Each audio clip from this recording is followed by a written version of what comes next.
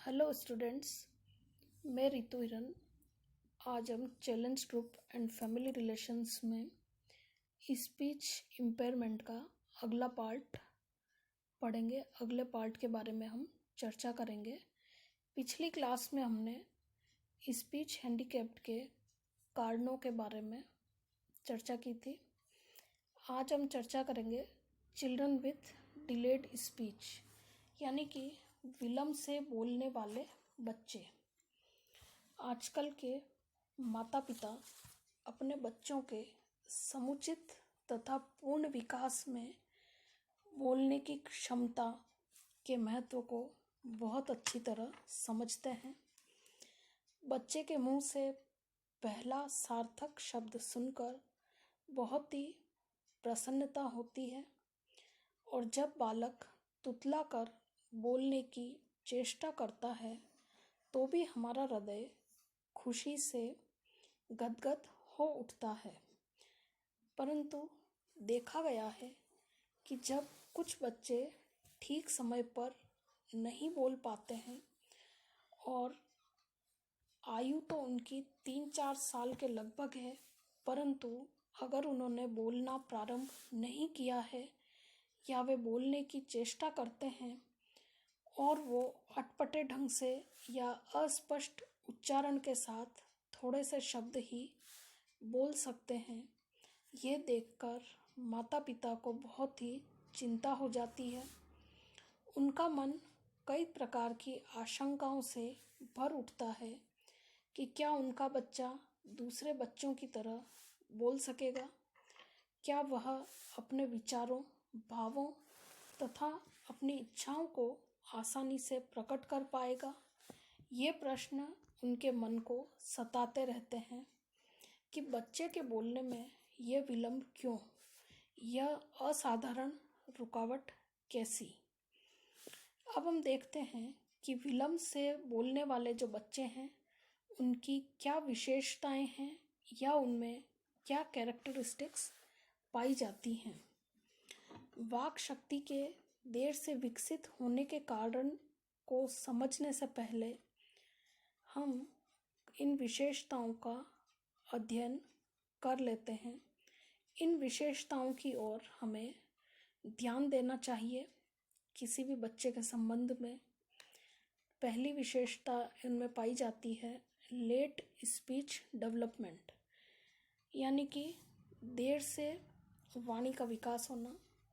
देर से बोलने वाले बच्चे वे हैं जो 3 से 4 साल से पहले बोलना प्रारंभ नहीं करते।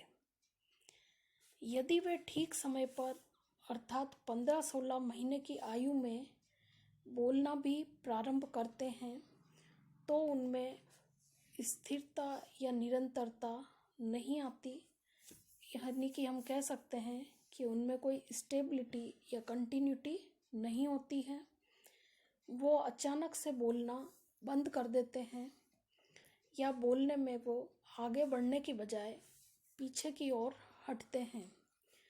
तीसरा है लेस वोकेबलरी। इन बच्चों का शब्द ज्ञान अपनी उम्र के बच्चों की तुलना में अल्प और संकुचित होता है। जो शब्द जानते हैं उन शब्दों में संज्ञा शब्दों की बहुलता पाई जाती है। इन शब्दों से वे अपनी आवश्यकताओं और इच्छाओं को बड़ी ही मुश्किल से व्यक्त कर पाते हैं, और ऐसे बच्चे शब्दों की अपेक्षा संकेत या अभिनय का सहारा अधिक लेते हैं। नेक्स्ट है नो क्लैरिटी इन प्रोनाउंसिएशन। इन बच्चों का उच्चारण प्राय अस्पष्ट होता है। Next unable to speak some words. कई बार ये बच्चे कुछ ध्वनियों को नहीं निकाल पाते, कुछ शब्द को वो बोल ही नहीं पाते हैं। कोशिश अगर करते भी हैं तो वो गलत होती है, जैसे कि घोड़े को वो गोरे, जगदीश को जीत, सुई को छुई, काला को ताला, इस तरह से वो उच्चारित करते हैं। अब हम देखेंगे कॉजेज ऑफ डिलेड स्पीच। बच्चों को बोलने में विलंब होने के क्या कारण हैं? पहला, इंटेलिजेंस या बुद्धि। ऐसा देखा गया है कि बोलने में विलंब या लेट से बोलने वाले जो बच्चे हैं उनकी बुद्धि शीघ्र बोलने वाले बच्चों की अपेक्षा कम होती है। अल्प बुद्धि के कारण उसमें नए शब्दों को सीखने की क्षमता कम होती है। नए शब्दों को सीखने तथा प्रयोग में लाने के लिए शब्दों और वातावरण को, पारस्परिक संबंध को समझना बहुत जरूरी होता है। बुद्धियुक्त बालक इन संबंधों को आसानी से समझ जाते हैं। दूसरा है मिनिमम हियरिंग एबिलिटी। वाणी विलंब का दूसरा कारण है सुनने की शक्ति में न्यूनता। देर से बोलने सीखने वाले बच्चे दूसरे बच्चों के मुकाबले कम सुनते हैं। कई सारी आवाज़ें वो एक साथ नहीं सुन पाते, इसलिए वे कई शब्द सुन नहीं सकते हैं। इस कारण वे उन शब्दों को बोल नहीं पाते। फलस्वरूप उनका शब्द भंडार छोटा ही रह जाता है, कम रह जाता है। आवाज़ों को सुनकर, समझकर प्रयोग करने से ही शब्द ज्ञान बढ़ता है और वाक शक्ति का विकास अच्छा होता है। तीसरा पॉइंट है लेस हियरिंग मेमोरी। यह भी देखने में आया है कि ऐसे बच्चों की श्रवण संबंधी स्मरण शक्ति की अवधि कम होती है। आयु के साथ साथ वह पूरी तरह से नहीं बढ़ता है। छोटे छोटे शब्द जो 2-3 अक्षरों से बने होते हैं या छोटे वाक्य जो 2-3 शब्दों से बने होते हैं, बच्चे इनको सीख लेते हैं, लेकिन वे लंबे शब्दों को या लंबे वाक्यों को सुनकर वैसा ही नहीं बोल पाते हैं। उनको इसमें कठिनाई का सामना करना पड़ता है। इसलिए इन बच्चों के शब्द भंडार में छोटे छोटे शब्द तथा वाक्य ही सम्मिलित होते हैं। बड़े बड़े शब्दों या वाक्यों के सामने ये पिछड़ जाते हैं। नेक्स्ट पॉइंट है physical health and nervous system. वाणी विलंब का बच्चे के शारीरिक स्वास्थ्य तथा स्नायु संबंधी विकास के साथ घनिष्ठ संबंध है। जिन बच्चों का शारीरिक विकास सुचारू रूप से होता है, वे हर बात को जल्दी सीख लेते हैं। जिस बच्चे को वाणी विकास के समय तेज बुखार या ग्रंथि संबंधी बीमारियां हो जाती हैं, या जिनके मस्तिष्क तथा वाणी संबंधी स्नायु कंप वायुग्रस्त हो जाते हैं, वे प्राय बोलने में पीछे रह जाते हैं। उनके स्नायु संबंधी विकास में भारी रुकावट हो जाती है। वाणी विकास के लिए स्नायु संबंधी विकास का उपयुक्त न होना हानिकारक होता है। पहला एग्जाम्पल है पोलियोग्रस्त बालक का। अगर बच्चे में पोलियो हो गया है तो उसमें स्नायु संबंधी स्थिरता नहीं रहती।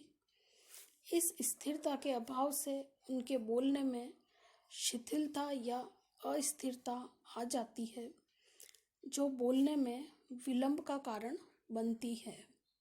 दूसरा एक और रोग है एफेजिया। एफेजिया रोग प्राय मस्तिष्क को किसी भारी चोट लगने से या तेज बुखार के फलस्वरूप पैदा होती है।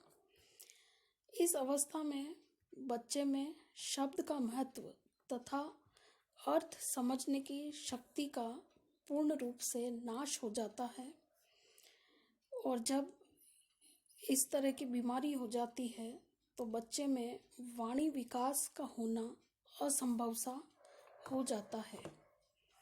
नेक्स्ट पॉइंट है अनफेवरेबल एनवायरनमेंट, यानी कि प्रतिकूल वातावरण। प्रतिकूल वातावरण का भी वाणी विकास पर बहुत ही बुरा असर पड़ता है। नए नए शब्दों को सीखना तथा प्रयोग में लाने के लिए विशेष तथा अनुकूल वातावरण की आवश्यकता होती है।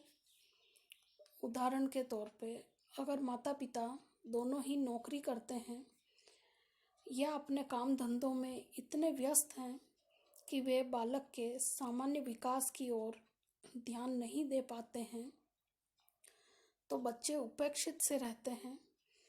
दूसरा, अगर बच्चे को एक ही साथ 2 या 3 भाषा सिखाई जाती हैं और बच्चों को माता पिता से या दूसरे लोगों से बातचीत करने या सुनने का अवसर नहीं मिलता है, घर में बोलने के लिए भी कोई विशेष प्रेरणा या प्रोत्साहन नहीं मिलता है, और अगर बच्चे कभी कुछ बोलने का प्रयास करते हैं और अगर उनका मजाक उड़ाया जाता है, यदि वे कोई शब्द या अभिप्राय प्रकट न कर पाए तो उनको जब डांट डपट का सामना करना पड़ता है,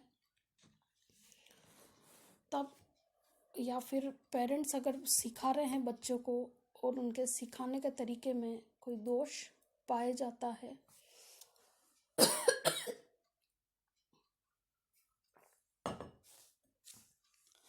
नेक्स्ट है इमोशनल फैक्टर। वाणी विकास में विलंब का कारण सांवेगिक कारण भी हो सकता है। प्राय यह देखा गया है कि कई बच्चे यकायक ही बोलना कम कर देते हैं या कम करते हैं या बंद कर देते हैं, क्योंकि वे इस तरह माता पिता के प्रति अपने क्रोध का प्रदर्शन करते हैं। न बोलना या चुप रहना या कम बोलना अवरोध की निशानी भी हो सकता है। मनोवैज्ञानिकों के विचार में बच्चों की भावनात्मक तथा संवेगात्मक समस्याओं का वाणी विकास से घनिष्ठ संबंध हो सकता है।